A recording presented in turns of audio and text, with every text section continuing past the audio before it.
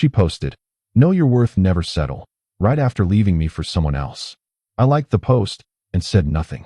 Months later, she deleted it after seeing my life improve while hers started falling apart slowly. "I just think you've become too comfortable." That was it. No argument before it. No warning. Just her sitting cross-legged on the couch we picked out together, phone face down on the cushion beside her, looking at me like I was furniture she'd finally decided to replace. I didn't say anything right away. I just stood there in the kitchen doorway holding 2 mugs of coffee, hers with oat milk and 1 sugar, exactly the way she liked it, and felt something in my chest go very, very quiet. "Too comfortable," I repeated. Not a question, just the words sitting in the air between us. She nodded, slowly, like she'd rehearsed this part, like she'd been running this scene in her head for weeks and was finally getting to perform it. "I need someone who pushes me," she said. "Someone who has more drive." And there it was. Not a breakup. A verdict. I set the mugs down on the counter. Neither of us touched them. I didn't realize it then, but that was the last morning the apartment would ever feel like home. Here's what I want you to understand before I go further. This wasn't just a breakup. This was 3 years.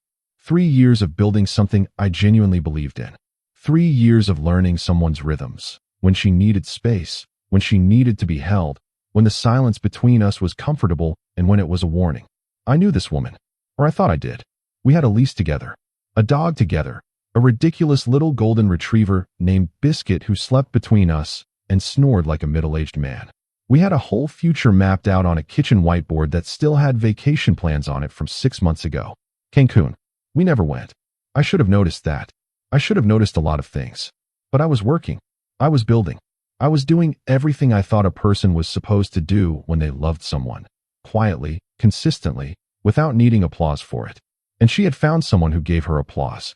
I just didn't know that yet. What I knew in that moment, standing in our kitchen with 2 cooling mugs of coffee, was that something irreversible had just happened. And the worst part? I still had no idea how deep it actually went. If you enjoy real stories like this, subscribe, because what happened next changed everything for me. I was 27. She was 26. We'd been together 3 years and 2 months. We lived in a mid-sized city, not New York, not LA, somewhere in between, in a 2-bedroom apartment on the 4th floor with a window that overlooked a parking garage and a slice of sky if you tilted your head right. That's all you need to know about the setting. Everything else is what matters. The honest truth is that the signs were there for maybe 4 months before that morning. But I'm getting ahead of myself. Let me take you back to October. She started going to a new gym. Not a big deal. People change gyms. But this one was 40 minutes from our apartment when there was a perfectly fine one 6 blocks away. "The classes are better," she said. I didn't push it.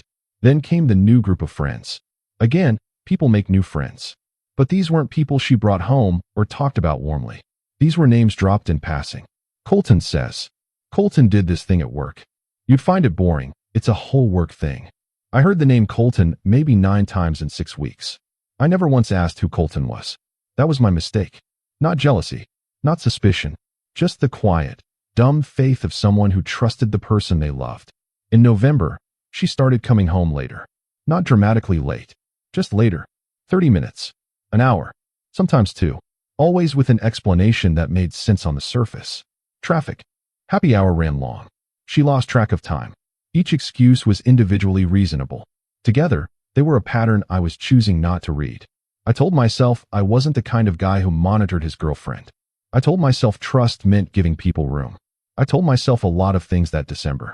And then came January, and she sat down on that couch and told me I'd become too comfortable. I want to tell you how the rest of that conversation went, because it matters. After she said the thing about drive, I sat down, not next to her, in the chair across from her. And I asked her one question. "Is there someone else?"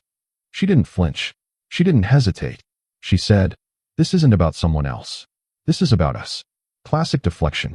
I know that now. In the moment, I half believed it. Because I wanted to. Because the alternative, that she'd been carrying on something behind my back for months while I made her coffee every morning and walked Biscuit and paid half the rent and fixed the leaky kitchen faucet and thought we were building a life, was too ugly to sit with right then. So I let her have the answer. We talked for another hour. Or she talked. I mostly listened. She said things like, "I love you, but I'm not in love with you anymore." She said things like, "You deserve someone who appreciates the things you offer." She said things like, "I just need to grow." Every sentence was carefully constructed. Every sentence sounded like something she'd practiced or had been told to say. I kept my voice steady the entire time. I'm not sure how.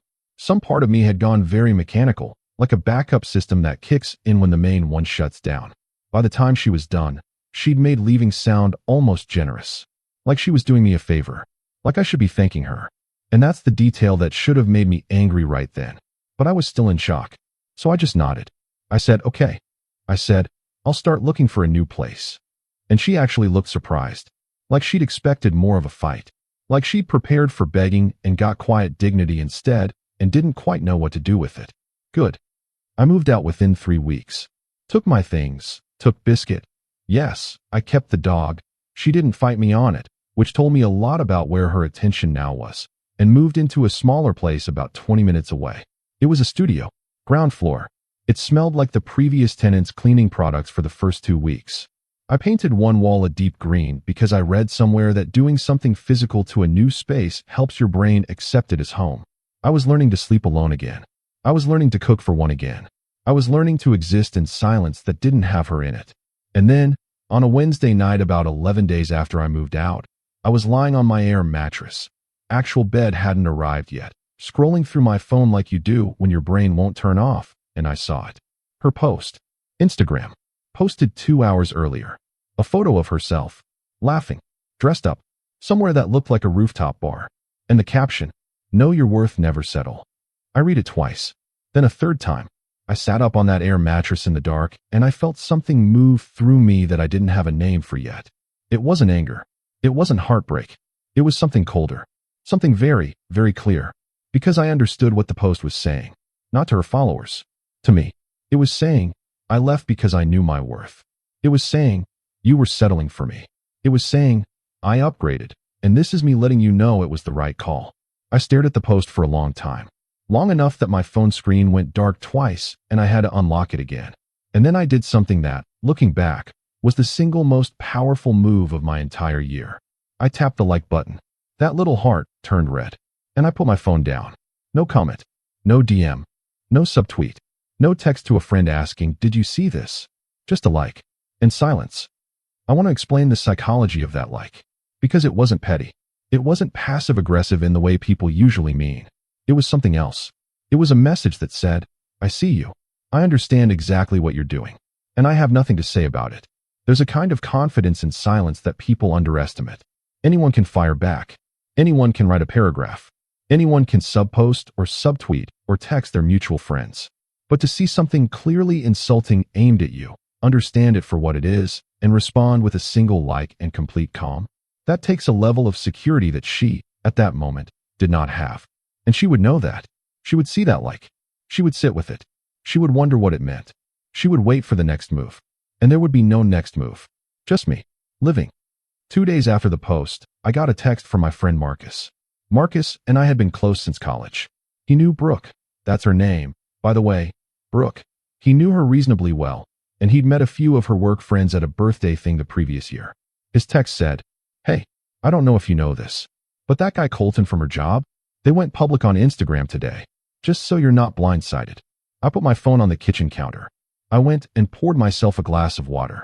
Drank the whole thing standing at the sink. Then I picked up the phone and typed back, "Thanks for telling me." That was all. Marcus replied, "You good?" I thought about it for a moment. Then typed, "Yeah, I'm good." And the strange thing was, I kind of meant it. Not in the fake way people say they're fine when they're not. In the numb, processing way where you've already suspected the truth, and having it confirmed actually feels cleaner than the suspicion did. Colton. There he was. In her photos.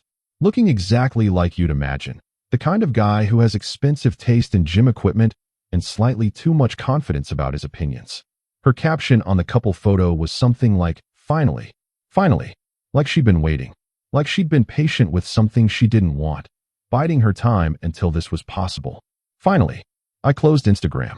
I deleted the app off my phone that night. Not in a dramatic way. Just because I realized I didn't need to keep watching a story I wasn't part of anymore. Here's where I want to be honest about something. The first month was bad. Not falling apart bad. Not calling sick to work bad. But bad in the quiet, persistent way that's actually harder to explain to people. I'd wake up at 3 in the morning and just lie there, thinking about specific memories. Not the big ones, not holidays or anniversaries, but the stupid small ones. The way she'd steal fries off my plate, even when she'd said she didn't want any. The way she'd call me from the grocery store to ask which pasta we were out of. The way Biscuit used to sleep on her side of the bed, and she'd push him off, and he'd just immediately climb back. Grief for a relationship isn't always dramatic. Sometimes it's just a collection of small absences you keep bumping into. But somewhere around week 5, something shifted. I don't know if it was one thing, or just the slow accumulation of time doing what time does. But I woke up one morning, and instead of lying there thinking about her, I started thinking about myself. What did I actually want? Not from her. Not from a relationship. From my own life. And for the first time in a long time, that question felt exciting instead of exhausting. I want to walk you through what the next several months looked like. Not because I'm trying to do a glow-up montage, but because the details matter for what comes later. First thing I did was change my sleep schedule. I know that sounds small, but I'd been operating on bad sleep for about 2 years, the kind of chronically tired existence where you stop noticing how tired you are. And fixing that one thing changed everything downstream. Second thing, I finally had the conversation with my manager that I'd been putting off for 6 months. I'd been doing work above my pay grade at my job. I knew it. My manager knew it. I just hadn't pushed the issue because I was comfortable. Ironic word, I know. But I pushed the issue. I made the case. And 3 months after Brooke and I ended, I got a promotion and a salary increase that was significant enough that I'm not going to say the number because it'll sound like I'm bragging. But it was significant. Third thing, I started running. Not because of some self-improvement ideology, just because I needed somewhere to put the energy that used to go into the relationship. Running gave me that. Fourth thing, and this one matters most, I started planning. Not just abstractly planning my future in the vague way people mean when they say that. Actually planning. Financially, professionally, geographically. I had been wanting to relocate for 2 years. Different city, more opportunity, more energy. Brooke had always been resistant to it. She had her job, her friends, her roots here. I'd kept the idea filed away under someday. Now someday had nothing stopping it.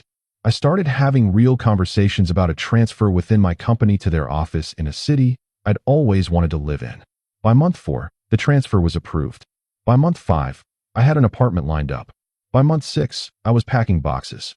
Around month 3, so 3 months after the breakup, Marcus told me something interesting. He'd run into one of Brooke's coworkers at a mutual friends thing. Not Colton, someone else from her office. And without Marcus even asking, this person had mentioned, in the way that people mention things they know are gossip but feel justified telling, that things between Brooke and Colton were more complicated than they looked on Instagram. Marcus had pressed gently. How so? And the coworker had said something vague about Colton's situation. Apparently, there were financial complications nobody in the friend group had known about when Brooke had gotten involved. Something about business debts. Something about an investment that had gone sideways. Marcus texted me all of this and ended with, not saying anything. Just thought you should know. I read it. Thought about it. Typed. Thanks. Hope she's okay. And meant it. Sort of. I was human enough to feel a flicker of something sharp and small. I'm not going to pretend otherwise. But I was also genuinely not invested in her suffering. I was just watching from a very large distance now. Like you watch weather patterns in a city you used to live in. You notice. You don't particularly need it to go a certain way. You're just aware. Months 4 through 6 were the quietest period. No contact between us. None. She hadn't texted. I hadn't texted. The only connection was Biscuit. Technically, since she'd helped pick him out, but she'd never once asked about him after I moved, which continued to tell me everything. I had moved into the rhythm of my new life. Smaller apartment, but smarter lease. More savings accumulating every month. A new city taking shape on the horizon. I'd started seeing someone. Casually, nothing serious. A woman named Petra who I'd met through a work event. Petra was sharp, funny, a little guarded in a way I found refreshing after years of performing emotional labor for someone who turned out to be planning her exit. We weren't a thing, but she reminded me that I was still a person who could be interesting to someone. That sounds small. It wasn't. My workouts were consistent now. My sleep was good. My savings account had a number in it that would have seemed impossible to me 18 months earlier. I wasn't loud about any of this. I wasn't posting. I wasn't performing recovery for an audience. I was just living it. And here's the thing about living something genuinely versus performing it. You don't need witnesses. You don't need the post to prove it happened. Month 6. I was 4 weeks away from my move date. Still had the old Instagram account. I'd reinstalled the app a few months back without any particular anxiety about it, which was itself a sign of how far I'd come. I wasn't checking her profile. I had genuinely stopped thinking about her daily. But I got a notification I wasn't expecting. She had started following me again. We'd unfollowed each other in the weeks after the breakup. Not dramatically, just the natural pruning of a shared digital life. So seeing that notification, Brooke started following you, was strange. Not alarming. Not exciting. Strange. Like noticing a light on in a house you thought was empty. I didn't follow back. Not out of spite. Just because I didn't feel the need to. My account was semi-private and I wasn't posting much. A few photos from runs, one of Biscuit being ridiculous, one of the city skyline I was about to leave. Nothing dramatic. Nothing targeted. Just a life. But apparently a life interesting enough to make her curious. 2 weeks before my move, Marcus called me. Not a text. An actual call. Which meant it was either important or he was bored and wanted to talk. I picked up. Hey, so, I'm going to tell you something, and I need you to just receive it without doing anything. Okay, I said. Brooke and Colton broke up. I sat with that for a second. When, like, 2 weeks ago apparently. Word got around through the office. Okay, I said. There's more, Marcus said. Of course there is. She kind of got blindsided. I don't know all the details, but apparently he'd been seeing someone else at the same time. Like, another woman. Had been for a while. I didn't say anything for a moment. She didn't know? I asked. Apparently not. I exhaled slowly. I'm not happy about that, I said. And I meant it. Not because she was my person anymore, but because nobody deserves that. Regardless of what she did to get to where she was. Nobody deserves to be lied to like that. Marcus waited. You sure you're good? He asked. Yeah, I said. Moving in 2 weeks. Life is honestly pretty good, man. Yeah, he said. I can see that. It was a Tuesday, 3 weeks after my move to the new city. I was in my new apartment, 2nd floor this time, actual furniture, a kitchen with a window that got morning light, and I was scrolling through Instagram in that idle, half-awake way you do when you're letting your coffee cool. I wasn't looking for anything. I wasn't even fully paying attention. And then something caught my eye. A mutual follower, a girl named Kay who'd been friends with both of us, had liked a bunch of my new photos. Naturally, my brain did the thing where it checked who else had seen them. And I noticed something in her following list while I was there by accident. Brooke's profile. I clicked it. Not obsessively. Just following the thread the way your brain does. And her profile had changed. She'd made it private at some point. I could see her profile photo and her bio. But what I noticed was the post count. She had fewer posts than she used to. Not just the new couple photos that I assumed she'd deleted after the breakup. But more than that. Some older ones seemed to be gone. And then I thought about the post. Know your worth, never settle. I checked. Gone. Deleted. Sometime in the last several weeks, that post had been quietly removed. No announcement. No explanation. Just gone. Like it had never been there. I put my phone face down on the kitchen table. I looked out the window at my new street in my new city. A tram went by. Pigeons scattered. Someone was walking a very old, very slow basset hound past the building, and the dog stopped to sniff something of great importance on the pavement. I almost laughed. Not at her. Not in the cruel way. Just at the whole shape of it. Know your worth. She'd posted it as a declaration of self-knowledge. But self-knowledge is tested by what happens after the decision. And what had happened after the decision was, the person she'd chosen had been doing to her exactly what she claimed she'd never settle for. And the person she'd called too comfortable? He'd moved to a new city, got a promotion, was living in an apartment with morning light, had a dog who was currently chewing on a rope toy in the corner with great focus and satisfaction, and had nothing, absolutely nothing, to say about any of it. It came on a Saturday. I was at a farmer's market near my new apartment, holding a paper cup of coffee, letting Biscuit sniff every single stall at his own pace because we had nowhere to be, when my phone buzzed. Unknown number. New area code. I almost didn't open it. But something made me. Hey, it's Brooke. Got a new number a while back. I hope you're doing okay. I saw you moved. That's a big change. Just wanted to say hi, I guess. I read it twice. Then I put my phone back in my pocket.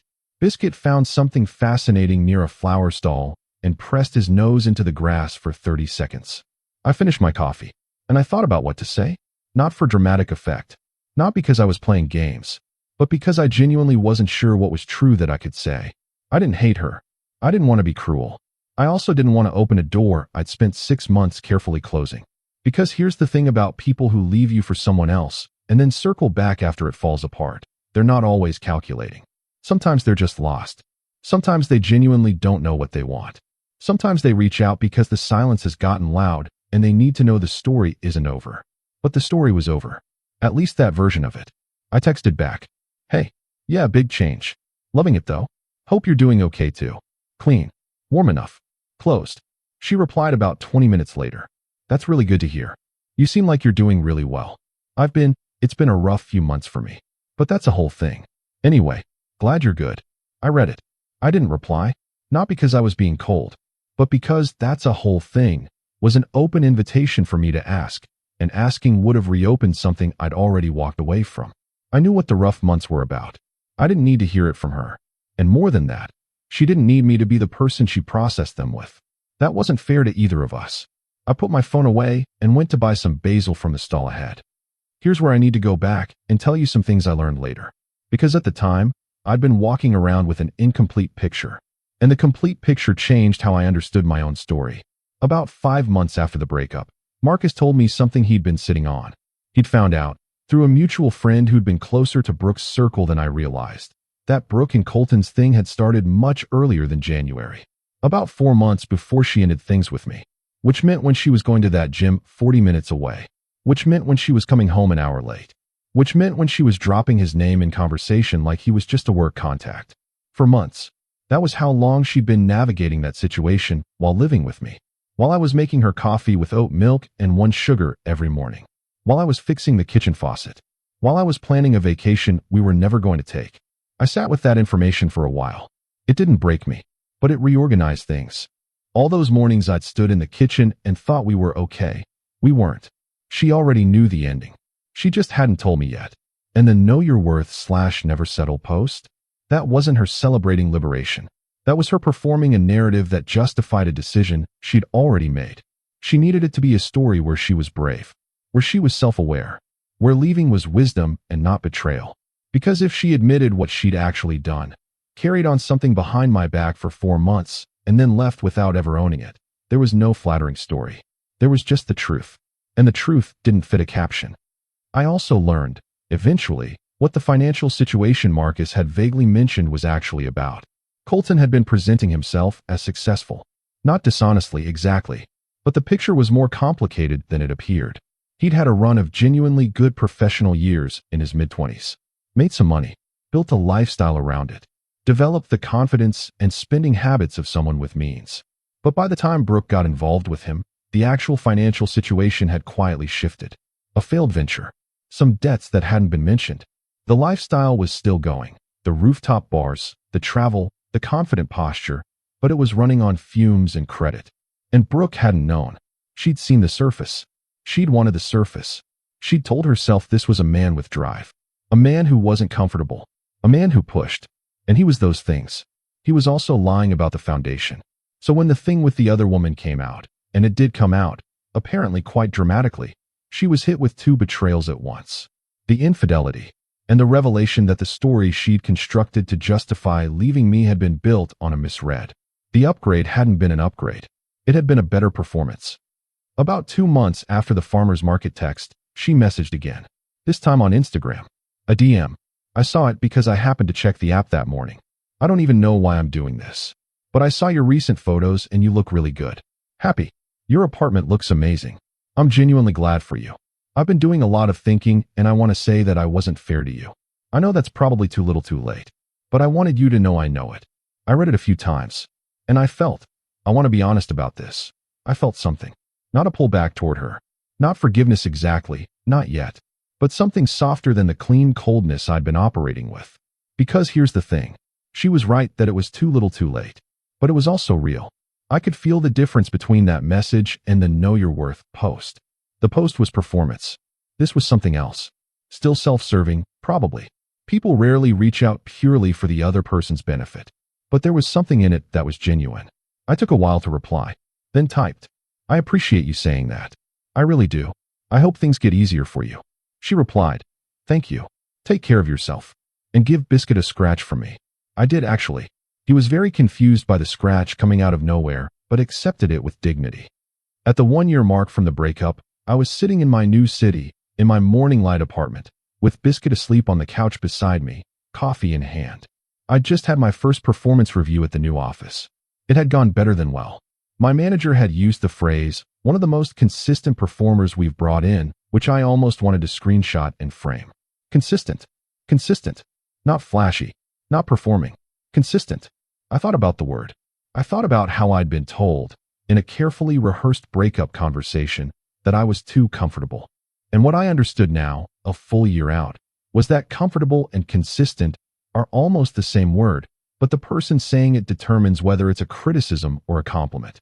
To someone who wanted drama and performance and the electric feeling of something uncertain, consistency feels like stagnation. To someone who actually understands what building something real requires, consistency is the whole point. She'd been chasing electric.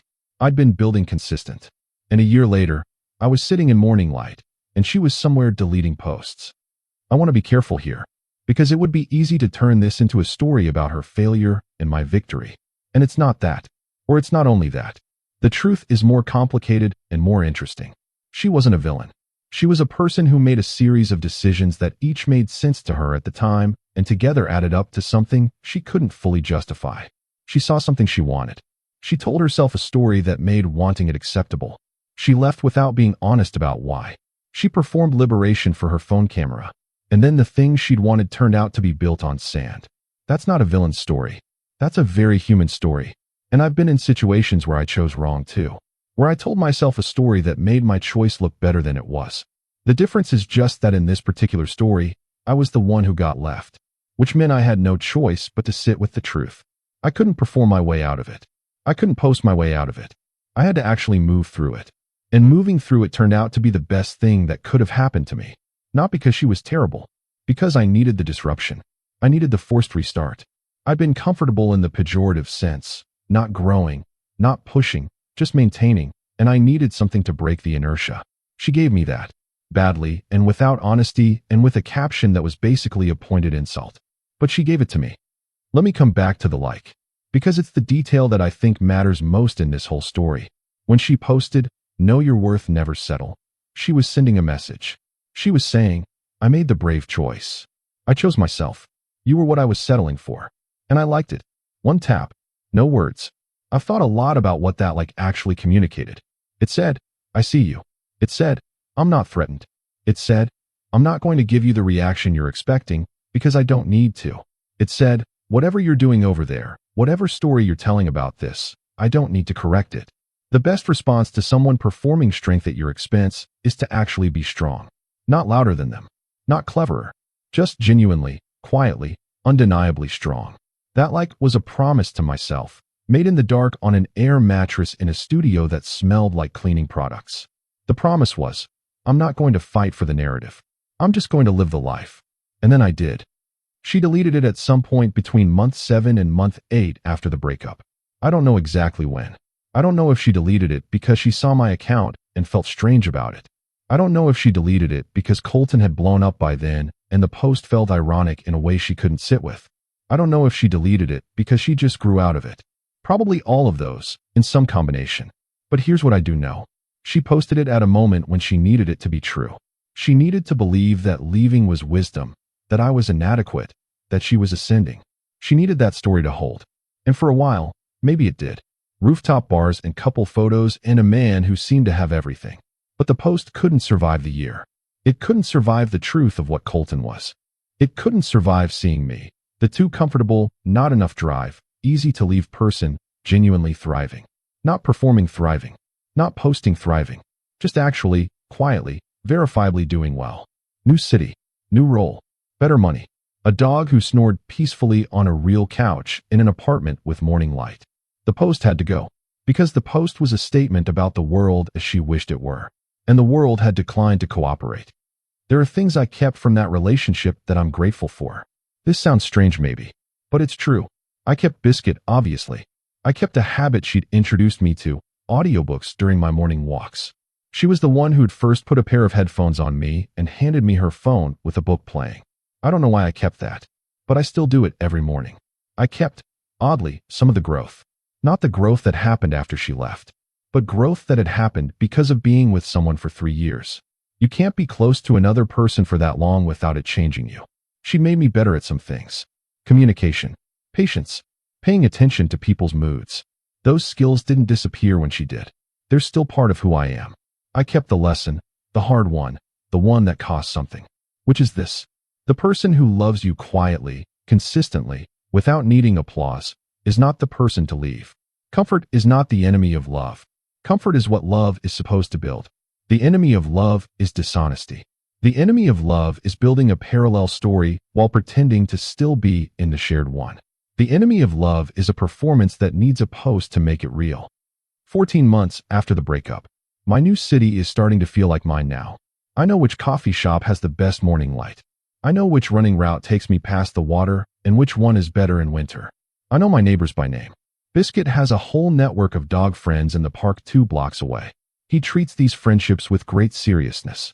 Work is good, not in the hustle culture way where you're supposed to say your job is your personality. Good in the functional, sustainable, this is going somewhere way. I'm earning more than I thought I'd be earning at this point. I'm saving more than I thought I'd be saving. I have something that feels like a plan, which is a thing I hadn't had in a while. Petra and I aren't seeing each other anymore. That ran its natural course. No drama, just a quiet ending that was mutual and clean. I'm not with anyone right now. I'm okay with that. Genuinely okay. Not pretending to be okay with it. Not performing contentment.